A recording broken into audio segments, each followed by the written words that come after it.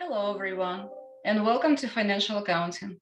Our topic today is financial assets, which include cash, short-term investments, and receivables. We will define financial assets and explain their valuation on the balance sheet. We will also look at cash management and internal control over cash. And finally, we will learn how to reconcile bank accounts and prepare bank reconciliation.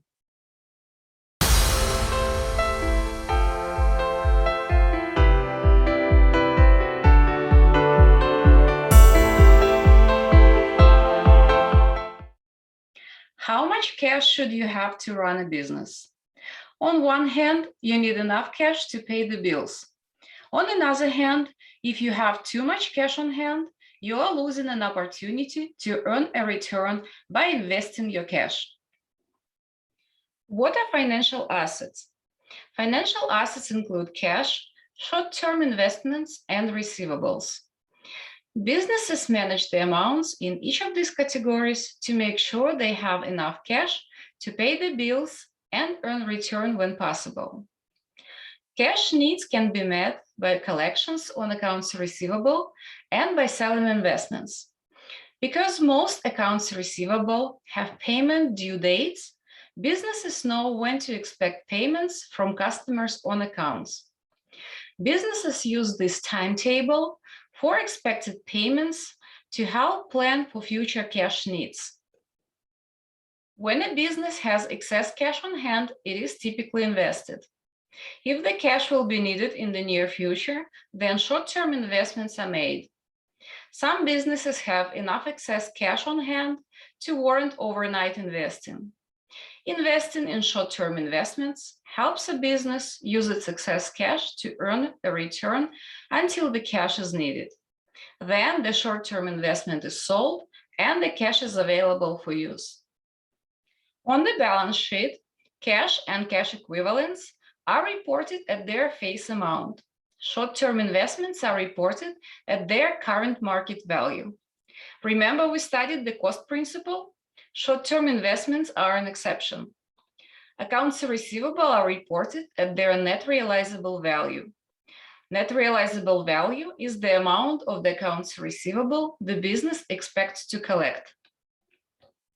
Cash includes much more than what we typically think of as currency.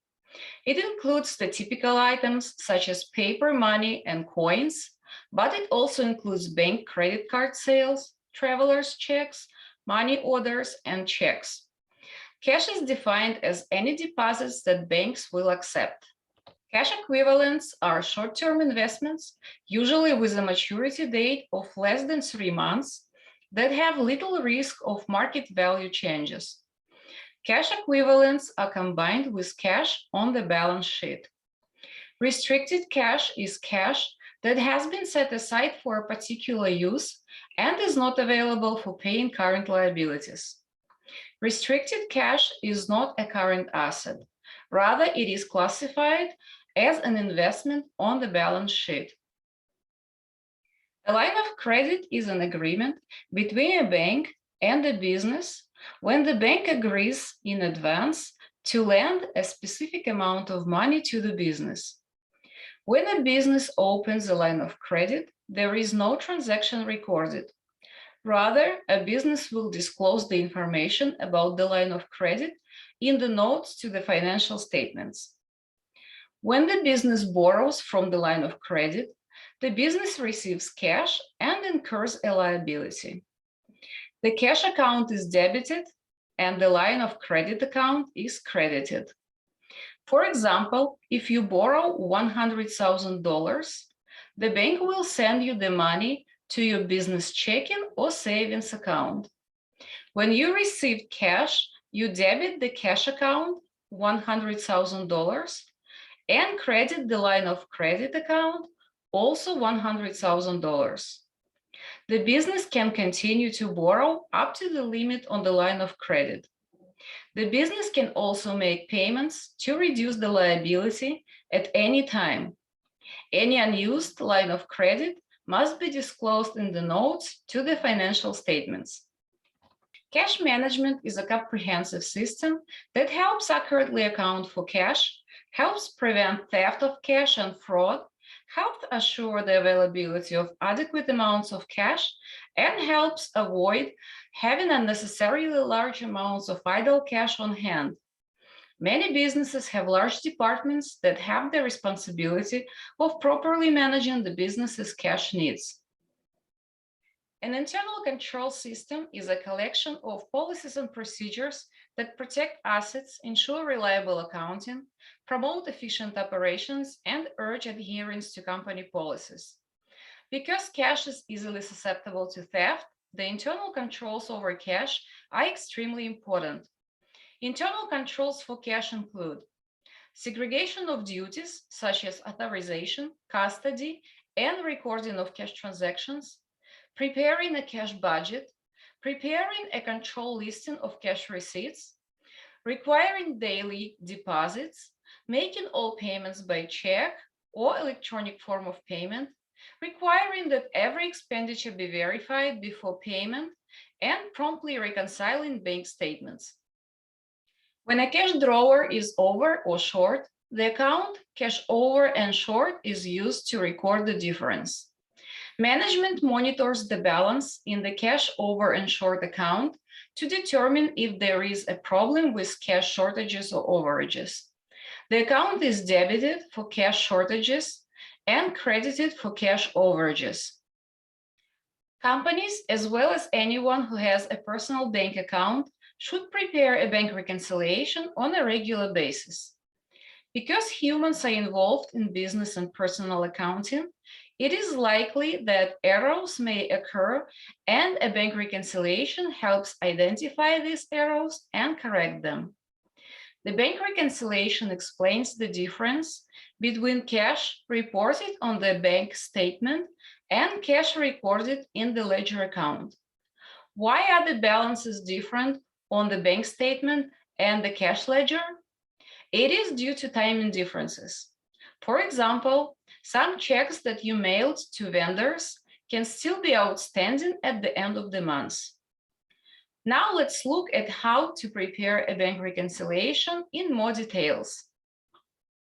There are two sides to a bank reconciliation, the bank side and the book side. The bank side starts with the balance on the bank statement and is adjusted for deposits in transit, outstanding checks, and errors made by the bank.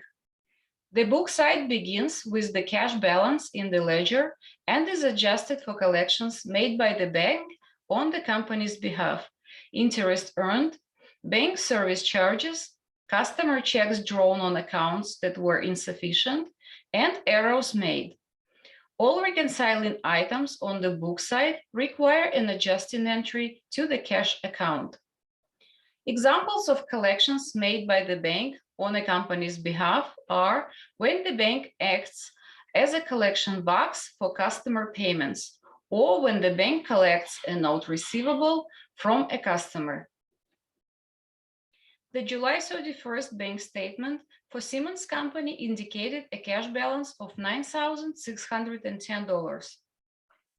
The cash ledger account on that date shows a balance of $7,430. Outstanding checks totaled $2,417. A $500 check mailed to the bank for deposit had not reached the bank at the statement date. The bank returned a customer's NSF check for $225 received as payment of an account receivable. The bank statement showed $30 interest earned on the bank balance for the month of July. Check 781 for supplies cleared the bank for $268, but was erroneously recorded in our books as $240. A $486 deposit by Acme Company was erroneously credited to our account by the bank. First, let's start with the bank side. Begin with the given balance on the bank statement. Add deposits in transit of $500. These are deposits that were made that don't appear on the bank statement. Next, the bank made a mistake and added Acme Company's deposit to our account. As a result, we must subtract the erroneous $486. We also need to subtract the outstanding checks of $2,417. These are checks that have been written, but that hadn't cleared the bank by the bank statement date. After these adjustments, the adjusted bank balance is $7,207. Next, it's time for the book side.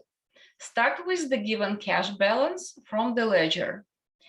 Add the $30 of interest earned on the bank account. A recording error of $28 was made when check number 781 was recorded. The entry was made for $28 less than the actual amount of the check.